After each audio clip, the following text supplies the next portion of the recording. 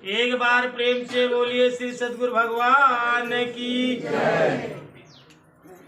एक बंजारा और उसकी सुंदर पत्नी की कहानी। एक बंजारा रहा कि प्रेरणादायक कहानी सुने कि एक बंजारा रहा, लेकिन बंजारा की पत्नी बड़ी सुंदर रही, लेकिन वह बंजारा बहुत गरीब था। घर में बहुत कम कुछ था, दो ही प्राणी थे। नई नई शादी हुई थी, लेकिन कोई बच्चे नहीं थे। गरीब था, इसलिए व्यापार करने के लिए वो चल दिया।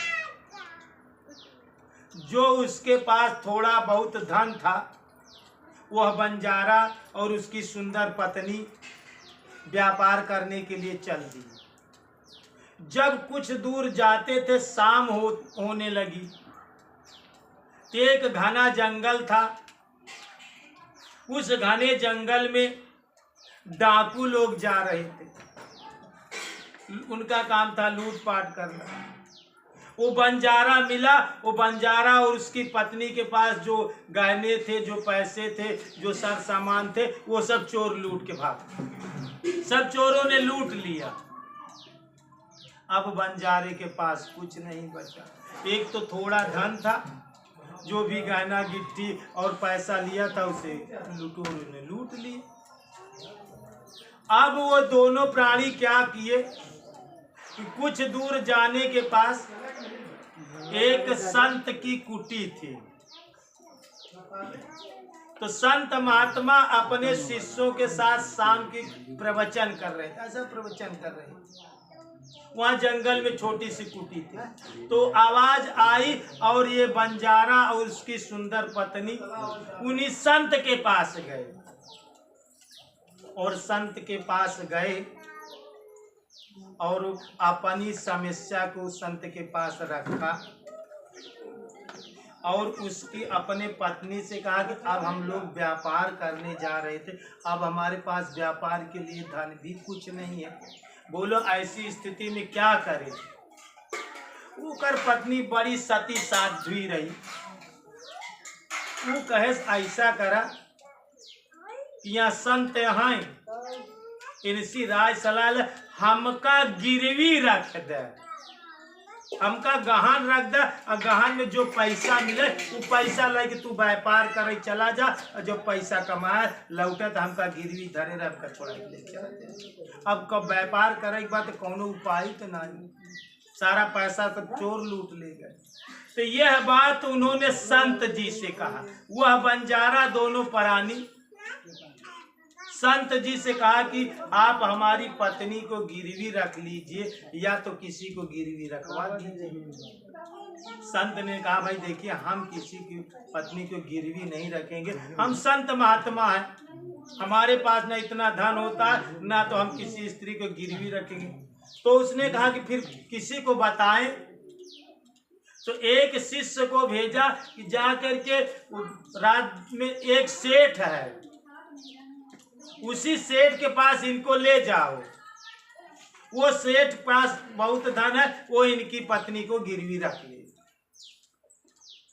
वो अपने एक शिष्य को उस सेठ के यहाँ भेज दी और सेठ से जाकर के बंजारे ने कहा कि हमारे पत्नी को आप रख लीजिए गिरवी और हमें कुछ धन दे दीजिए, हम व्यापार करने के लिए जाएंगे, जब हम धन कमा के आएंगे तो अपनी पत्नी को जो गिरवी रखे छुड़ा कर फिर अपने गांव चले जाएंगे।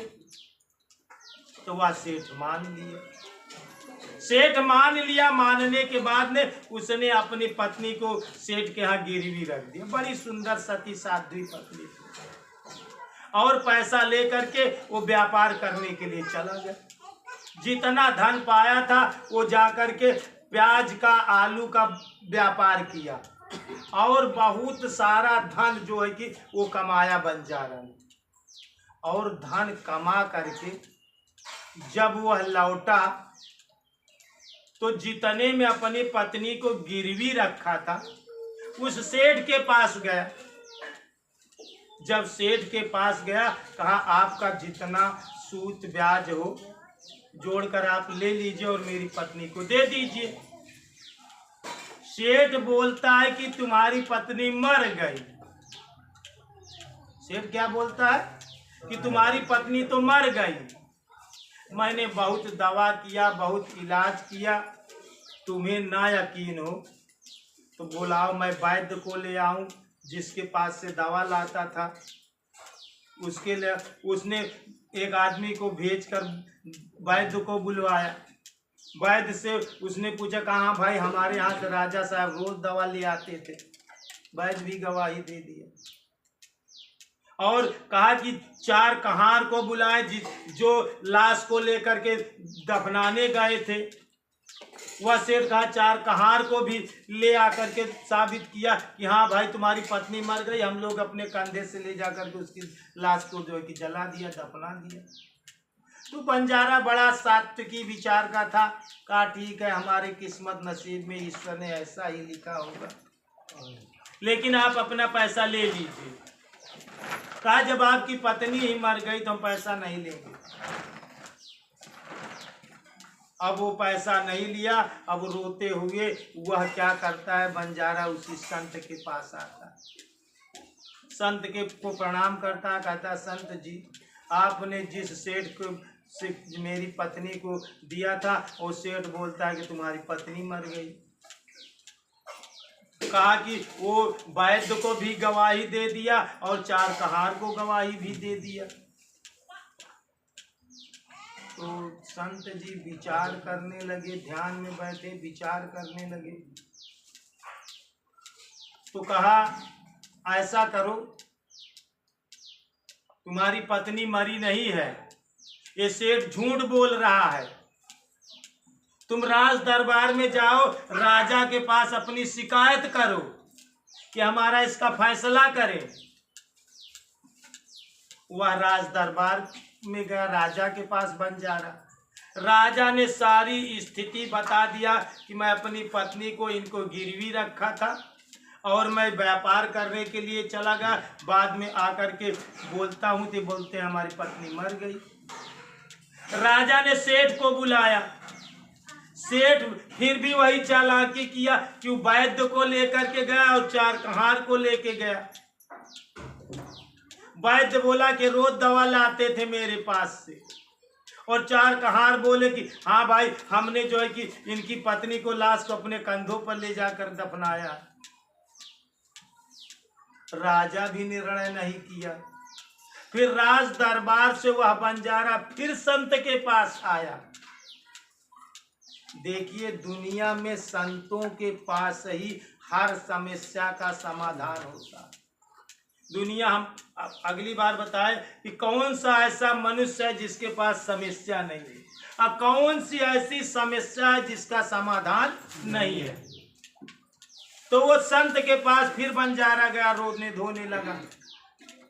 संत जी ने कहा राजा से बोलो कि हमें 3 घंटे का राजगद्दी दे दे, फैसला करने के लिए हमें 3 घंटे का समय दे दे, राज सिंहासन मुझे 3 घंटे के लिए दे दे, मैं फैसला कर दूंगा। संत जी बोले। बंजारा आया, कहा राजा साहब आप 3 घंटे के लिए संत जो जंगल में संत को आप राजगद्दी दे दीजिए, वो फैसला कर देंगे।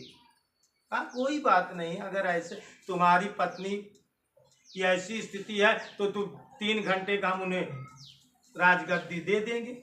अब संत जी आए राज दरबार में, 3 घंटे के लिए सिंहासन पर विराजमान हुए। कहा कि बुलाओ, सेठ को भी बुलाए। सेठ को कहा तू वैद्य को बुलाओ और 4 कहार को भी बुलाओ। अब राज दरबार में राजा अलग कुर्सी पर बैठे, सेठ अपने सब गवाहियों को लेकर आया। वैद्य से पूछा किसने इलाज किया? कहा ये वैद्य है, यही इलाज किया था। संत जी पूछे कि बताओ वैद्य, तुम इनके घर जाकर बंजारे की औरत का इलाज करते थे कि ये औरत को ले आकर के जो है कि यहाँ दवा कराने आते थे? तो वह वैद्य बोला नहीं, मैं उनके घर जाकर के इलाज नहीं करता था, और ये बंजारे की औरत को भी ले आकर के नहीं इलाज करा, ये रोज दवा ले आकर के दवा ले जाकर देते थे। तो संत जी कहा कि बिना मरीज को देखे, बिना मरीज के देखे तुमने गलत दवा दिया होगा, इसलिए उसकी बीवी मर गई। अब तुमने बिना देखे इलाज क्यों किया? या हो न हो दवा ले आकर के तुमने कोई गलत दवा दिया होगा जिसकी बीवी मर गई बंजारे की। तो कहा हुजूर हमने गलत नहीं कहा। आपने मरीज को देखा? कहा नहीं हम तो मरीज को नहीं देखा। मरीज तुम्हारे पास गया? कहे नहीं गया। कहा अब राज दरबार, कहे इन्हें 10 कोड़े लगाओ, वैद्य को 10 कोड़े लगाओ कि बिना देखे आप मरीज को दवा कैसे दिए? हो न हो तुम्हारे दवा से ही वह मरीज मर गया। 10 कोड़े सामने लगवाए। उसके बाद 4 कहार को बुलाए। सेठ ने कहा कि पूछ लीजिए, इन 4 कहार डोली लेकर के लाश को ले गए थे। कहाँ? हमने लाश को ले गया था। संत जी जो राजा बने हुए थे बोला कि लाश को जब तिथि पर रखा जाता तो उसके पहले स्नान कराया जाता। तुमने स्नान कराते हुए देखा कि वो स्त्री थी कि पुरुष था? पता नहीं राजा ने कोई दूसरा मर गया होगा, उसकी लाश लेकर तुम लोग राजा के आदेश से गए। तुमने देखा था कि स्त्री की लाश है कि पुरुष की? अब बेचारा कहाँ आ रहे? कहे भाई ये तो हमने नहीं देखा था कि स्त्री की लाश है कि पुरुष की लाश है। हमने लाश को उठा करके ले गए थे और उसको जला दिए थे। कहा इनको भी 10-10 कोड़े लगाओ कि बिना देखे तुम कैसे सही गवाही दे रहे कि बंजारे की ही औरत है। अब जब एका देखे तो सेठ छिटपिटाई गवा। तो संत जी कहें मंत्र और से कहें कि अब राजा तो बना है, कहें राजा जो राजा सिंहासन, कहें इसके घर की खान तलाशी करो। सेठ का और सब लोग को वहीं रोक दे, कहें इनके घर जाओ, 4-6 लोग जाओ, इनके घर की तलाशी करो। जब वह घर गए तो करे बीबी के घर से आवे, मतलब निकलता ही नहीं रही, रात सेठ होकर निकल ही नहीं। जब गए जो है कि तलाशी करें, सेठ के जो नहीं रोके अखान तलाश, तो वो कर बंजारे की बीबी मिल गई, स्वस्थ सुंदर सुरक्षित रही जवन आएगी। हुआ से लई आए तो संत जी कहें देखा अब इसको सेठ को भी 10 कोड़े लगाओ और राजा को भी 10 कोड़े लगाओ कि बिना समझे बूझे तुम उसका फैसला कैसे किया। राजा को भी 10 कोड़े संत ने मरवाया, सेठ की भी मरवाया और जो कि वैद्य को भी मरवाया। फिर उसकी बीवी फिर जो है कि बंजारे की सुंदर बीवी को बंजारे के हवाले कर दिया और बंजारा अपनी बीवी को लेकर के अपने राजधानी को चला गया। तो दोस्तों किसी भी चीज का निर्णय करने के लिए बहुत गौर से बहुत, क्योंकि सत्य जो चीजें हैं सत्य उसे कहते हैं जिसे आप हाथों से छू नहीं सकते, जिसे इन दोनों आंखों से देख नहीं सकते। सत्य हमेशा दोस्तों छिपा रहेगा। एक दिन हमारा लड़का हमसे प्रश्न पूछे कि अच्छा बाबू बताओ सत्य के का कहा, सत्य क्या है? वो का उत्तर दे रहे सत्य उसे कहते हैं जिसे आप आंखों से देख नहीं सकते, जिसे हाथ से छू नहीं सकते, स्पर्श नहीं कर सकते। जिस चीज को आप हाथ से स्पर्श नहीं कर सकते और आंखों से देख नहीं सकते उसी को सत्य कहा।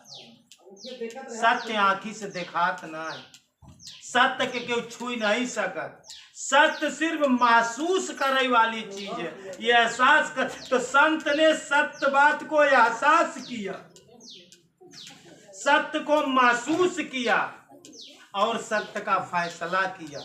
दोस्तों हमेशा सत्य छिप के रहता है, सत्य इन आंखों से दिखाई नहीं पड़ता है।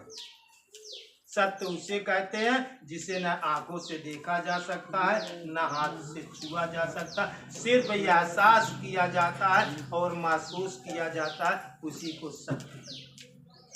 एक बार प्रेम से बोलिए श्री सद्गुरु भगवान की, बोलिए भक्त भगवान की।